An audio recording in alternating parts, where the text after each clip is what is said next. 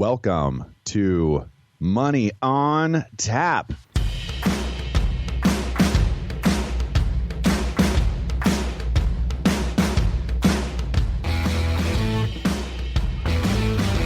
Money on Tap, your personal finance headquarters, where we bring out the professionals' experience and some fun in what we call three-dimensional investing, utilizing insurance, brokerage, and fee-based planning. That's what we do on this show. We look at all sides of the issues, and we bring a fully independent planning perspective to the table. Welcome back. You're listening to Money on Tap. You can reach us at 855-226-8551 or info@yourmoneyontap.com. My name is Seth Krussman and Ben Brascia here. How's everyone doing? Seth, how are you doing this morning? Good. I'm really excited about this show. And I don't know, how about you, Ben? Well, I'm excited. This is part 2 of our pension and annuity show. Do you love them or hate them? We talked a lot last week about some of the pension struggles and the Multi-Employer Pension Reform Act of 2014 and some of the things that have happened with pensions getting decreased, believe it or not, for some of these big organizations that are multi-employers. And that's a big scare for a lot of people, especially in the trades world where the multi-employer piece has become, under attack for pension organizations that can't support the payouts, and that's a scary thing. And understanding guaranteed income is a big deal in retirement, whether it's Social Security, pensions, or annuities. And we're doing this. We're on part 2, and meanwhile, around our show, all of a sudden, all these articles start popping out. So we're not alone in the conversation, which is really very funny, I think. And so it's kind of nice to see some of the material we have and we want to talk about aligning with some of the publicity in the news pieces around pensions, annuities, and Social Security all at once, and with stimulus packages and all. I mean, dude, I can't tell you how much I really think that this is going to bring clarity to a lot of the stuff we're talking about. And because honestly, I mean, people listen to us and they say, well, I don't know Ben and Seth, but, they sound like they know what they're talking about. So, I mean, we really try to use a lot of news media sources that we possibly can that are, either, what we believe to be reputable or have information that's sound, different pieces there. But, and that's important to substantiate what's going on here in the world around us. So I think that's why I like the fact that, just talking about this stuff and taking our opinion, but it's just not our own opinion. We have opinions because of sources, right? Well, you're right. We have some pretty darn unique ways that we use these different tools, and it's based off of the client and what is their needs and their situation, and we do it all day long. But to have somebody else that's an external source out there, reputable external source, third party, come along and say, yes, that's exactly what this thing is supposed to do and why it's not just from you and I telling them you need to do this, this is important. This is a concern. You need to watch out, buyer beware, all those different things that are flying around. I mean, you could, any listener could go out and find a zillion different pension and annuity shows. Yeah. This one here is going to be different because you're going to understand a lot more about what's going on because we don't just do annuities. That's the biggest problem. I mean, people out there, they don't understand three-dimensional investing. This is who we are, brokerage, fee-based planning, and insurance. And the thing is when you're dealing with insurance and insurance only, then all of a sudden you might get captured into an investment or a program that's not really meant for you, but the person only works in that domain, and you get stuck there. I mean, honestly, I mean, we do so much managed money, but that's only part of the story. Managed money meaning what?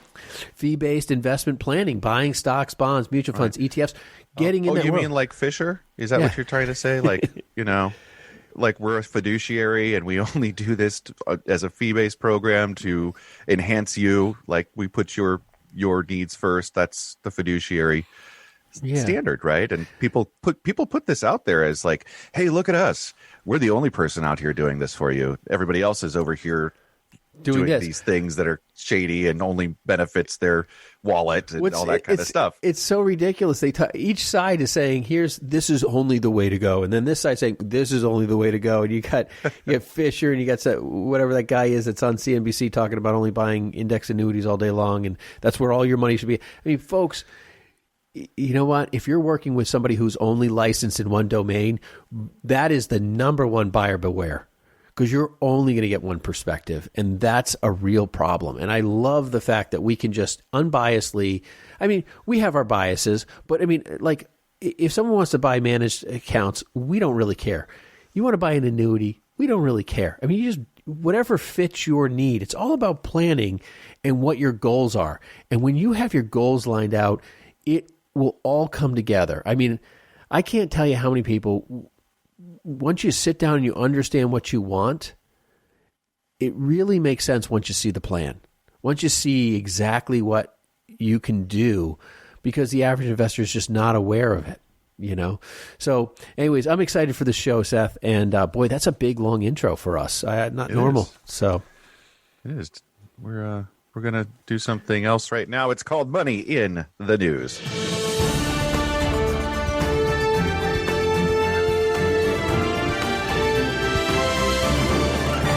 Hey, Ben, if I were to come up with a word and call it non-fungible token, would you think that's a real word? This is funny. So this is Wall Street Journal. Amanda Llewellyn and Caitlin Ostrap, who did an audio article that Seth sent me that I literally just started like, are you kidding me? I mean, this is interesting. It's called an NFT. And I was thinking, oh, okay, this is going to be some sort of an ETN, like an exchange traded note or something like that. This is a new, yeah. I'm thinking of some. This is a non-fungible token, NFT. Basically, you can buy an electronic event or thing, a video, a tweet. The example was that you could buy Jack Dorsey's first tweet as the CEO of Twitter and own the rights to it or something. It's not like you're the only person that gets to look at it from that point forward. Anyone can see it. And the more people that see it, apparently, the more the value goes up. So memes, apparently there's some very popular memes out there. Well, you could actually own the very first authenticated of that copy. It could be like the NBA, for instance, has just a ton of material, and like LeBron James' first dunk. And that's their property, but they can sell that very first to you through this non-fungible token. And so if let's just say you're the stamp collector, you're the baseball card collector. Well, there's probably a lot of different stamps out there or copies of these, or, you know, you might have 10 of these stamps and that makes them more valuable because there's less of them. But there's only one digital copy or digital first edition of these pieces. And you can own this through the non-fungible token. Okay. First of all, they were comparing this thing to baseball cards, and I was a big baseball card collector. I mean, I traded and bought, and I have sets, and I couldn't even fathom what that must be worth in today's marketplace. Everyone knows there's a card out there or the rarity of it, and they can see it, and they can see it in the book, and they know what it's worth. There's nothing out there that has enough value for me to pay money to own the rights to something that I personally could care less who owns. I'm just really struggling at the value of it, other than the fact that it's yours. I guess you own it, and they stick it in your digital wallet. I mean, there's a place to put it. If you owned this item, and every time someone viewed it, like on YouTube, like let's say there's 4 million views or 40 million views or something like that, and you own the rights to it, and you got compensated for it, then I would look at it as a real investment. Well, that's part of what they're saying this possibly has. They just have it. It's so new. It's like only since 2017 that these have been around. In 2020, these are really kind of taken off. But it's so new that if you somehow, let's say you created one of these digital properties and you own the rights to it, it could very well turn into some kind of a way that you are compensated. You know, not a traditional dividend, Well, we're going to get into annuities, and I don't want to say that because it wouldn't be guaranteed, but it could be a substantial income for a really long time. It'd be great if that was the case, but we'll see. We'll see. Next up here on our Money in the News, we've got something New Hampshire local here, folks. This is something that's probably on the tip of a number of people's mind and thoughts and things going on in the tax updates. A lot of people in New Hampshire work in Massachusetts, and there's been this ongoing state battle all over the country of like, hey, listen, 2020 COVID hit, and I had to stay home at work, and I work over state lines, and I pay taxes to the state or vice versa, and I travel. I mean, all this traveling stuff, it's completely changed, right? I mean, there's all these people out there that are not traveling, working at a kitchen table, they're working in the side of their bedroom. And I've talked to people who are like, they work for a tech company and they were in New York City and they were literally the ones like, I could hear kids in the background, and you can do that. It's pretty common right now, right? I mean, so you can hear that in almost every scenario because everyone's working from home, but they were literally living in like a studio, one kid or whatever it was going. I mean, you could tell it was a complicated scenario. So that has been a story for, hundreds of millions of Americans, right? Hundreds of millions of Americans over the last year. There is now in New Hampshire, they're fighting, and they're trying to go to the Supreme Court. They've applied to the Supreme Court because people who are working from home, who traveled to Massachusetts is still demanding that they pay taxes in Massachusetts, even though they're not there. Now, they're working from home and they're saying, well, it's your place that you're supposed to be working, or that your report to place. And that's interesting because I actually have clients who, I just met with one the other day that he works for a big major corporation. They've got offices in New Hampshire and Massachusetts, and he's just asked his boss, can you assign me to the New Hampshire branch? I'm working from home, but I'm unnecessarily paying taxes in Massachusetts. It's a real battle. It is, yeah. How do you know if this is the case for you? Well, if you're a W-2 employee, you should see that there's, a state tax on your W-2 being taken out, or where it should tell you the location that you're paying that tax to. And some states are working really well with this. It's like you live in Washington, you don't pay state income tax, but your company's based in Oregon, and and that's pretty much the way it's worked here. But one of the things I love about this is that I just feel like New Hampshire is just sticking it to the man. Funny because ever since I was a kid, Massachusetts was always called Taxachusetts. So, I mean, it's ironic that they're like demanding their fee. It's like the other buyer beware warning scenario piece that was in this article from Tax Week in the Wall Street Journal by J.R. Wayland and Laura Saunders was that, working from home, if you are a W-2 employee, you can't claim that space. No home office provision, and since 2017, they took that little piece out for people. Right, and that's been removed. And I wonder if they're going to – I haven't heard any rumblings of that in Congress or anything, but I think under this pandemic scenario, there should be some allotment for that. Well, the employer can actually pay you or compensate you for that space and then write it off on their end. And then that it doesn't actually qualify as income. So it's a nice little bonus. If that's your situation, talk to your boss if you can get that bonus, and then they can write it off on their end. Right. Well, any bonus can be written off on the employer's end, but maybe what I've been meaning to talk to you about that, Ben. No problem. Whatever you need. So what I would say is that maybe you can renegotiate your salary with your boss and say, listen, there's a portion of my salary that really is for the infrastructure of this building that you have, and if you downsize, maybe we could just change my pay structure. Maybe some of it's a reimbursement. Yes, so that's the season that we're in, and if that happens to be you, and first and foremost, get some professional help. You are listening to Money on Tap. You can reach us at 855-226-8551 or info@yourmoneyontap.com. Folks, we're going to take a quick break.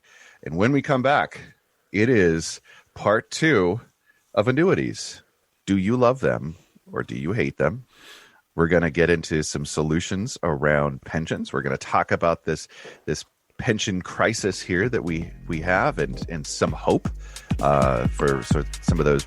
I don't know, are you a pensioner if you have a pension? Anyways, we're going to get into some of this stuff, and it's going to be really good, really, really exciting. Can't wait. Don't go anywhere. You're listening to Money on Tap. For a number of our listeners, they have a lot of questions, and you might be one of them. Today, we're just offering what we call Zoominars, webinars over Zoom meeting rooms, where we have top experts, Social Security, estate planning, and financial planning experts for you to speak with, do a private consultation that way today. We're also having webinar-based Zoominars where we're going to have multiple groups where you can be part of that and enjoy that as well coming up here in the new year. Give us a call at 855-226-8551 or email us at info@yourmoneyontap.com to schedule your Zoominar. Now back to Money on Tap with Ben and Seth.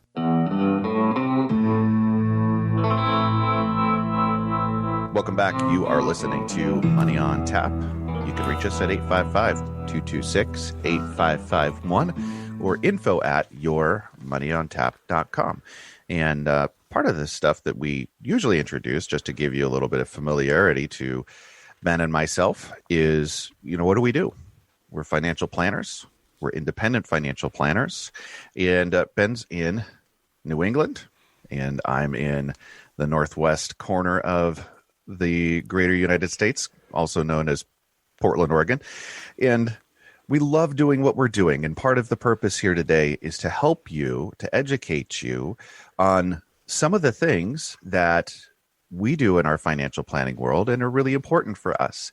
There's no way that we can ever get around trying to solve the retirement equation without having these discussions. And if you're talking to somebody that's a financial planner or, a retirement consultant or whatever they hold themselves out to be, if they're not talking to you about this, hey, that's a big red flag, for one. And two, this needs to be a full conversation, full disclosure conversation of pros and cons to understand, is this something that you need to be using in your retirement? And what is that all about? We're talking about guaranteed income. Guaranteed income. Okay? Where do you get guaranteed income? For one, Social Security. That is known as guaranteed income as of today. That's still what that is known as. Okay? Another place is pensions. And that is what we talked about this last week in leading up into this conversation. But the pension is what? Guaranteed income. Okay? So if you have been working for a company out there that says, hey, this is part of our program, is we have this pension, and part of your paycheck is going to be used towards this future guarantee of income. And this is very, very popular, part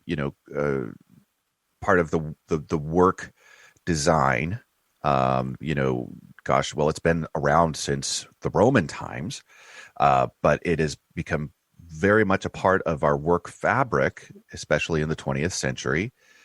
And today, it's now fading out, and people are much more familiar with the 401k programs. Okay, so these are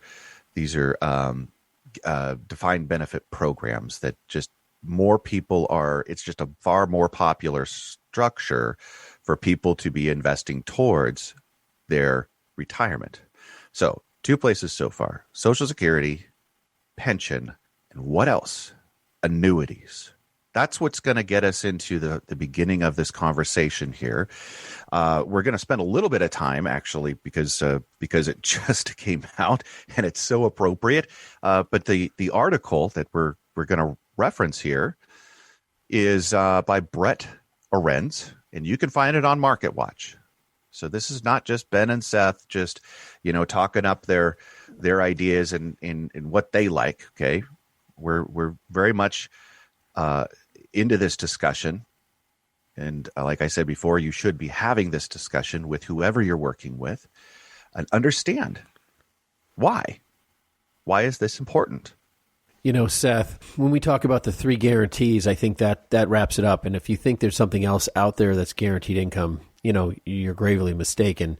There are only 3: Social Security, pensions, and annuities. Now, what those guarantees are and how they work clearly are under question and question marks. I think this Market Watch article, Seth, brings a lot to the table. So what's really interesting is that this recent pension and this recent bailout or the stimulus package, the $1.9 trillion, had a very large item in there that's completely unrelated, which was $86 billion. That's billion, B as in boy, $1 billion for bankrupt union pension plans. When you talk about Brett, but when Brett Aarons notes that, it's kind of interesting because of the Social Security deficit being $16.8 trillion, about $50,000, as he notes, for every American. I mean, there's nothing in there for Social Security. Okay, so Right. They're bailing out union pensions right now with the 1.9 billion stimulus. 1.9 trillion stimulus package with 86 billion bailout. Say that 10 times fast. And, you know, it's a really good statement to say that if they're going to bail out pensions, because it is not a requirement of the government. I mean, we talked this about is a public fund. This is private. Right. Right. These are private companies. Yeah, this is the PBGC. We talked about it all last week, the Pension Benefit Guaranty Corp. And, you know, people have pensions everywhere. You name it, whether you're a firefighter, a police officer, a librarian, a teacher, or a truck driver, or you're an electrician. I mean, there's pensions all over. Automakers, you name it. And none of those are the responsibility of the U.S. taxpayer. By law. Yeah. Matter of fact, they even note, Seth, like, I'm glad you even just mentioned that because it was in here too, that when the PBGC was put in place, it was never supposed, I'm quoting now, was never supposed to be supported by taxpayers. It says the 1974 law that created it, the, quote, United States is not liable for any obligation or liability incurred by the corporation. It's supposed to be a self-funding program. Yeah. The fee there is $31 a year per member. That's a deal. Yeah. So guess what, folks? If you happen to be privately employed, you are now going to be funding not only, you know, Social Security, which is clearly by $16.8 trillion underfunded at this moment, but, you know, private companies that have made guarantees to their employees through their pensions for a guaranteed payout. And we talked about this last week, how, well, that's what it's supposed to be, but there's some wiggle room in there because they're making application all the time to change the guarantees and change these plans on their obligations. And so it is a huge relief if you are a Teamster. Huge relief because guess what? That multi-employer union plan. Is that right, Ben? That's what you mentioned before. Yeah. And it is got its back. It's backed into a corner. And it can't fund its obligations. And it's one of the biggest unions out there, and called the International Brotherhood of Teamsters, and and there's some history there too, which it's been a while, but there's been some shenanigans. Jimmy Hoffa, around that whole situation. But if it quotes here that if you talk to John Murphy, the vice president of this union, he defends the rescue of the multi-employer union pension plans. And what he says, quote, is that the society should be measured by how it treats the sick and elderly. And that he flatly denies that the plans were in trouble because of any mismanagement attributed to the unions. So, and basically anyone saying this claim doesn't know what they're talking about. And I could, at a glance, I could say I haven't taken a look at how this union has been managing their pension, but it seems like it's a pass the buck. If you were to ask me, that's what that statement says. It's not our fault. It's somebody else's. We're doing the right thing, and we're in trouble, and we need help.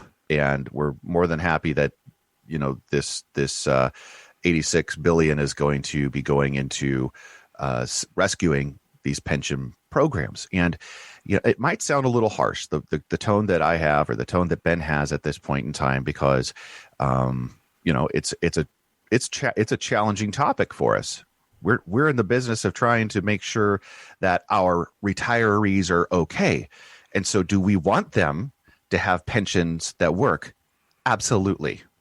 We're not an advocate for pensions failing in any way, shape, or form. We want them to work. But we want Social Security to stick around, and we want all these things for our retirees. It is a precedent. It is a precedent that is really hard to negate, that if we're going to go ahead and spend these tax dollars towards saving pensions, then that $16.8 trillion over there that just kind of happens to be never really getting much attention, which is our Social Security program, there's no argument anymore to say, well, we're going to be cutting those benefits down, or we're not going to be funding this. And so we're definitely in a situation where there's a lot of money getting put into the system. And trust me, if we have a huge portion of our population, voting portion of our population, that if those public servants that are accountable here for the funding of these benefits don't perform, they're going to get somebody else in there that will. And anyways, so I mean, part of me is like a little relieved. I'm like, good.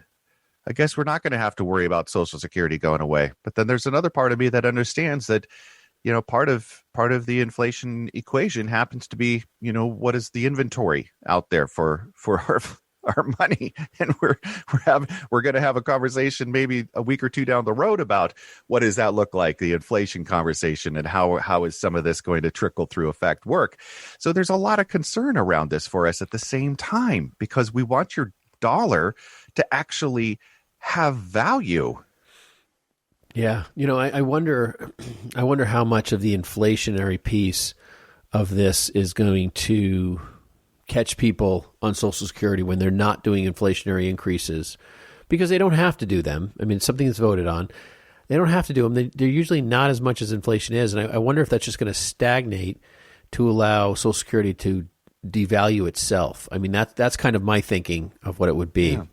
Yeah. Seth, as we jump in here, I mean, we've talked about this. I want to go back to this article kind of at the end and chat about some of the closing pieces of it. When we talk about, it's just interesting that here's an article talking about Social Security, pensions, and it alludes to the conversation of the annuities.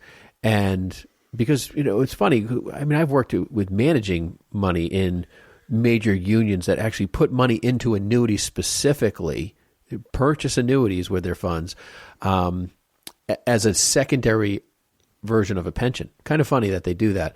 It's a pretty smart move, I would say. Yeah, and it was just an interesting thing that they had done. So, but getting into number one, and what we're going to do here, folks, is we're actually going to cite an article that I wanted to grab the 4 points that they had here. So, Ken Nuss had this article in Kiplinger, and it says annuities just may be the broccoli of retirement planning. And I think it's great. I mean, if you can go out and read this, article, I would encourage you. And what Seth and I wanted to do today was something a little bit different, was take an actual article and just start inserting where they have points and thoughts a little bit more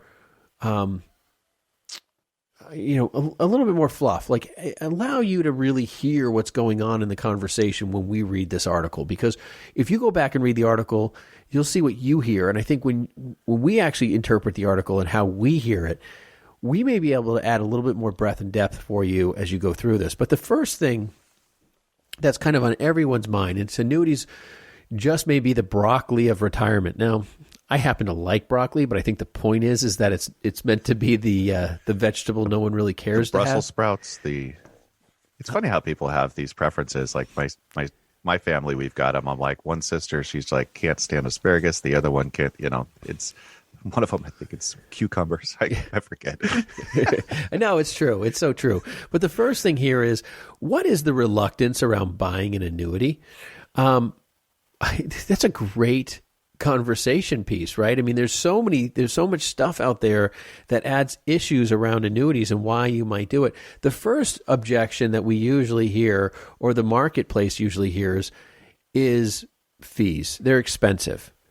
We're gonna get into that a little bit, not today, because we've already discussed doing a follow-up show on the 5 myths of annuities next week, which is really great. And we're going to be citing a lot from Fidelity, which is interesting. But, not all annuities, have fees. Not all annuities have high fees. And some annuities, yes, they very much have high fees. And you need to understand what those fees are, how they work, and how they impact you in your account. I mean, if you're buying a pure fixed annuity, which when we think of that, we think of like something like a CD. It looks and smells like a CD. It has a fixed interest rate. It might be 2 or 3%. I don't know what the rates are right now. And you leave it in there. And what's great about that is that it's tax deferred. It's a tax deferred vehicle, just like an IRA or a Roth IRA or a 401k is. It's tax deferred. You put your money in there. Where with a CD, if you put non-IRA money in there, you're going to pay taxes each year. People don't want current taxes, and that's a big avoidable scenario. But if you're in a low tax bracket, people don't care. They buy the CD. It's kind of like buying a municipal bond that because you're in a high tax bracket, you don't want to pay taxes, versus a corporate bond where it has regular income coming out. Some people probably know what I'm talking about. Some people may not, and if you don't, feel free to call. But there's a lot of these reluctance issues around annuities, and some of them really, aren't necessarily true. But then again, some of them are. And so you have to know your positioning, Seth. I mean, I think that's the biggest thing. We don't say that there's good investments and bad investments. There's just suitable and unsuitable. We actually used to introduce every show that way. Yeah. And then anyways, we change. We grow. You mentioned call, and people can call at 855-226-8551. You can also reach out to us at info@yourmoneyontap.com. And we're talking about annuities. This is part 2. We kind of got into the pension show last week, and now we're talking about annuities and kind of getting into, why people don't like annuities. Maybe that's just that's a bad word at the dinner table, and you have to go sit in the thinking chair for it's not the 10 cool minutes if you say it. It's not the cool investment, right? Oh yeah, my financial planner, he's got me in these great stocks, and then he's got me in this annuity. And then it was annuity. Oh, that sounds wonderful. Well, the thing is I think one of the things that the author brings up here is a great point, that is, people overestimate their ability to invest money wisely. Oh, yes. Let's say that again. Say that again. People overestimate their ability to invest money wisely. And I think that is probably, considering the last 12-year bull run market we've had, going on 13, with another 10 trillion in stimulus, might be going on 14 and 15 years of bull run, right? Yeah. We're going to have pops down. We're going to have hard hits. We're going to see all that stuff. Like we had a pandemic hit. I think we're going to have another hit sometime this year. We may go up 10% before we pull back 10. I have no idea, but I definitely think we're going to see some kind of shuddering experiences. Like, are we in another crisis? People overestimate their ability to invest money wisely. There's a piece to this, Seth, that is totally missing inside the conversation. This is why I said, look, we want to add our depth. When I hear that people overestimate their ability to invest money wisely, You have to remember, as an investor, you have a limited amount of time to competently invest your money. It's a limit. It's like you don't know when that limit is. It could be 70, it could be 75, it could be 65, it could be 80. I've said this story a bunch of times. I have a client who's in his 90s. He's a former retired full bird colonel, and he was interviewing financial planners all over the place, and he landed on me for various reasons. And we talked. He said, "I'm not looking for someone to manage my money. I'm looking for someone to manage our future, because there's a point in time when I'm no longer going to be able to do this." And for somebody as strong, able, and capable as he was, and he did a phenomenal job. I always say that he did a great job. He realized in his own wisdom that at some point in time, his abilities were just going to be hampered by his inability to react, respond, invest, handle this. And now he's 90. I think he's 92 now. And I think about that, and I say to myself, I need to be able to apply that same humility in life to know that at times I'm not going to be able to handle this, and I need people who are going to carry the torch forward. And when you're in a 13-year bull market, sometimes you might be saying to yourself, am I overestimating my abilities? Am I really the professional enough to manage the downside on this? Right, Seth? We were doing a plan for a lady, locally on the West Coast. We were working on it, and always saying, well, let's not sell that stock yet. It's going to keep going up. I'm like, you have like a third of your net worth in some company stock you no longer work for. People. It's funny to us, but we understand the emotional attachment there. Yeah, I totally. Yeah, and really in hindsight, it's been one of those that has just completely traded sideways for the last year, when the rest of the portfolios and market has just been going up, and it's like, oh shoot, I wish you just would listen and do this and it's a healthy thing for you to do. And that's okay. It's okay. Yeah. We understand the human nature, and we keep moving on with that. That's a big reluctance issue, is like, I don't want to necessarily give up control. Yeah. It's really control. And that's okay. But it's not control if we take a look at it as well. And we understand it differently. Yeah. It's having a partnership in what your design looks like. And it's it's utilizing the resources that you have to be more successful. It's, and we do this in life too. It's delegating.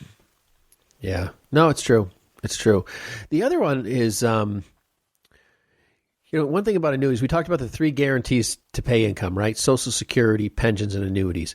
One of the concerns a lot of people have is that, I'll never live long enough. I may die at 65 or 70 and never live long enough to get the worth out of the annuity. And that's just only true if you do the annuity wrong, is the way I would look at it. I think when I read that, I say to myself, well, that's an interesting scenario. It could happen, but you'd really have to buy like a life-only payment program with no protection of your principal on death, or, you'd have to really go out of your way and make that risk. I can't think of a client that we like literally intentionally put their life existence, like how long they would live, as the full outright benefit of finding the value of the annuity. Like, we usually put a term to it. Like, I'm going to take a payment, but it's going to be at least 10 years and as long as I live. So you basically get your money back, and then the longevity then takes over. But to not live, I don't know. It's just, it's a misalignment and it's a misunderstanding. I think those two things exist inside of the potential there, where, they're only selecting something that's a maximum payout. Right. In the annuity world, there's different ways to structure that payout, is what Ben is talking about here. It's there's lots of different ways to do that. So that would be really a misalignment. but then there would need to be on the other side of that just some misunderstanding. And really, that the answer to this question is like, is what are the different ways, or what are the different options, and understanding, which is the challenge, I think, for a lot of people, why they just are like, gosh darn it, I don't really. It's more complex than I like, or which some of these are very complex, and it takes time to work through these, and it's many conversations. But a lot of the time, once that place is attained, or once you get to that place where it's like, okay, I now at least get the key parts of what this is. I don't understand all of the stuff behind this here, but it's at least I'm able to kind of grab hold of how this is going to benefit what I really truly need in retirement. I'll tell you, Seth, I can't tell you how many times I'm not a big fan on spending money on ridiculous fees. I'm fairly conservative that way. So I can appreciate the thinking on that stuff, and some of them have fees, some don't. So, but when you find the right fit for something, it's kind of like a car. Like if you got 5 kids and you're looking for a car, and you pull up and you see this beautiful little Corvette up front, and it's, I don't know, yellow or red, and it's hot and flashy, and you say, oh, I'm in love. I love that car. I mean, for some people, this isn't going to resonate. But then you say to yourself, you know what? I found this minivan, and it holds all my kids. It's perfect. It's a perfect fit. It doesn't have the hot and flashy, but it fits your needs. It works. And I can't tell you, when you find the right program, and if you are the person who says, hey, listen, I could utilize an annuity to substantiate income needs and drive a estate concern, or any of the number of pieces that you might have, I'm telling you, it's going to feel like the minivan fitting a large family versus the flashy Corvette. Like sometimes people go to the stock market and buy the flashy Corvette, and they don't want to talk about the minivan, right? They don't like, oh, hey, I got this minivan, and like, nope. That's what they want to show up to work at and church at, and let people know, hey, this is how I roll. Yeah, I mean, it's just one of these things. It's not flashy. It's not a sexy vehicle in the investment world. But I'll tell you, I can't tell you how many times people come in. I'll show them and say, listen, based on your needs and what you're trying to accomplish, I found this program, and we could utilize a portion of your assets to do this, to solve this problem. And people will say, sounds too good to be true. I mean, I want to talk about that. I really do. Yeah. Like, it's crazy. I mean, it's just unbelievable. But that's when you find the right fit for somebody, it literally feels that good. You're like, oh, I see how that works. The problem is that most people, they're so closed off to hearing things sometimes. Like there's a standard way. There's a process that they've learned. They've taught themselves that, I got to buy stocks, I got to buy bonds, I got to buy mutual funds. The truth is that if you could go out and buy your own annuity, like if you didn't need a broker to help you accomplish the find on that scenario, to discover which one maybe worked for you, because they're so complicated, they require assistance, they're foreign to people, and they scare people, and they become closed to it. And that's sad, because, my parents always told me, always be a sponge, always be willing to learn, always look for new things. How many training things do we go to, Seth? I mean, I'm literally the notebook guy. Like I'm in there. I look for tax classes. I travel all over the country when we don't have COVID, and we go to these programs, and I literally sit there, and people are like off, I mean, I don't drink, but people go off and they're, hanging out and doing this and whatever and skipping out of these things early. I'm literally the guy standing there after the fact, talking to the the attorney, the CPA, the whatever, going the through. DJ. Yeah.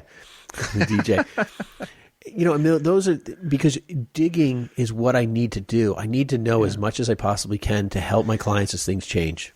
Yeah. There's so many different ways and so many different approaches. That how do you learn these things in a way that you can transfer that information and that knowledge into your book of business or your clients' scenarios? Yeah. Right. So, hey, I wanted to say something about the too good to be true.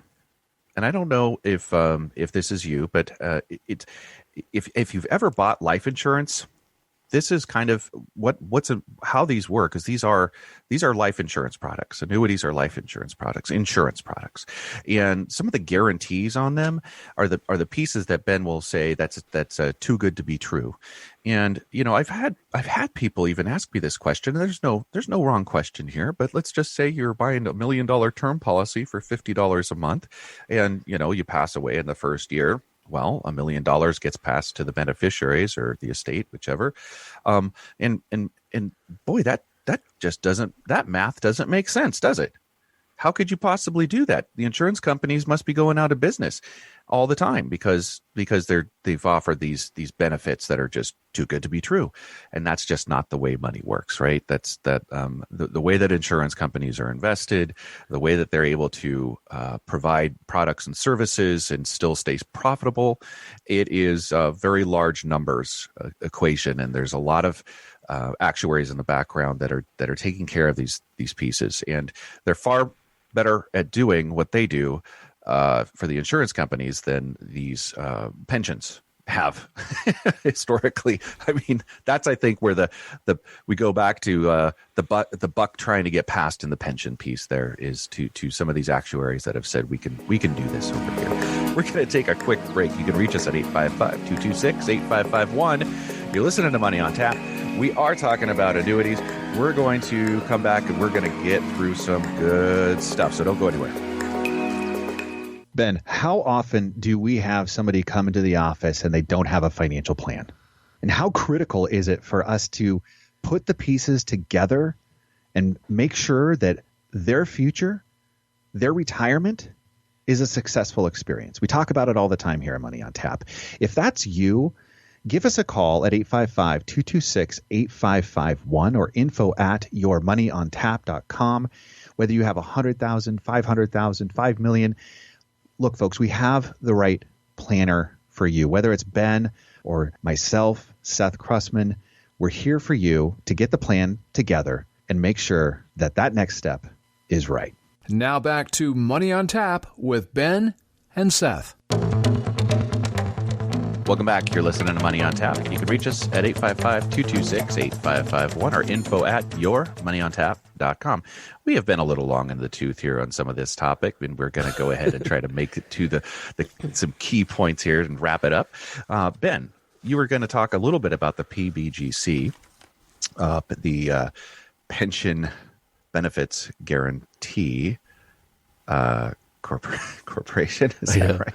I know, PBGC. Yeah. I mean, I say that thing all the time.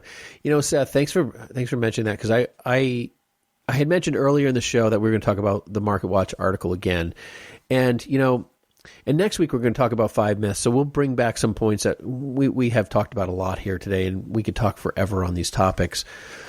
So we're going to kind of go through more of these things. I would encourage you to read this Broccoli article, because it talks about, one of the points was there's no more worries about running out of money.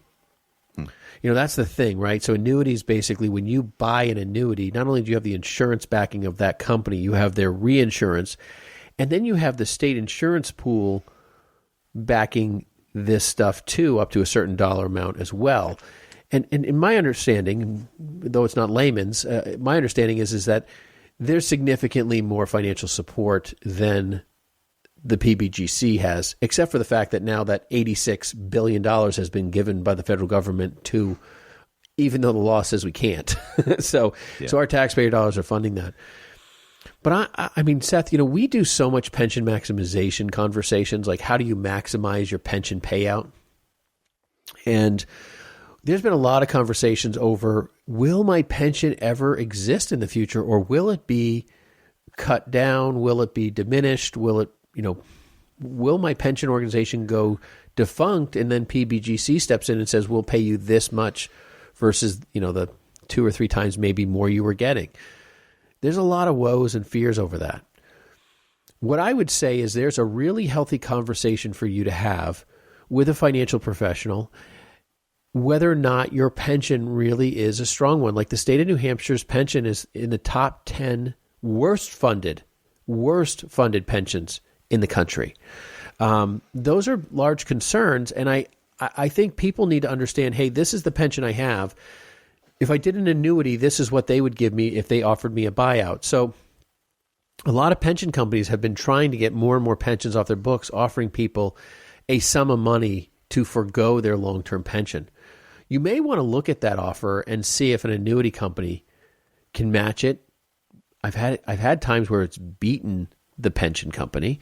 I've had times when it comes up significantly lower, but those conversations should exist because you need to know where your best, secure source of income is going to be. Again, your three guarantees of income are Social Security, pensions, and annuities. And so if your Social Security is in question and your pensions are a little bit in question now, and the government's popping money everywhere to fund these things, and then you have pensions, as we mentioned last week, that have literally in payout been cut by half, this is something you need to make sure you line out. Because if we have a market crash and all your money's sitting there, that's like building your entire house on the sand. Because if the market crumbles, all your assets crumble, right? And so that's where the income needs. And then if all of a sudden the market's crumbling, guess what? All these pension companies, they're all investing in the market. And there's the PBGC is not going to be enough with the $31 membership annual fee. To cover this stuff. So remember, over 30% of America's retiring and be retired in the next 20 years, all shooting demand on Social Security and pensions like it's never happened before, something that we've never experienced. And that kind of, if you can hear the sucking sound of the money out of the pensions and Social Security system over the next 20 years, it's larger than it's ever been. And these are major concerns. And this is where real strategy planning comes into not just being a good investor, but being a good retired person, being a healthy retirement where you're not stressed out at 85 because you can't go back to work. Those are things that I think we need to do. Now, Seth, I think personally, our show next week about the 5 myths of annuities will resolve a lot of questions for people. What do you think? I'm with you on that. I want to leave you with a couple of bright and sunny thoughts here. And this is actually just some research from the Wall Street Journal and published in Time. And that is that retirees who are surrounded by their family and friends and also have a substantial check coming in every month for the rest of their lives are much happier.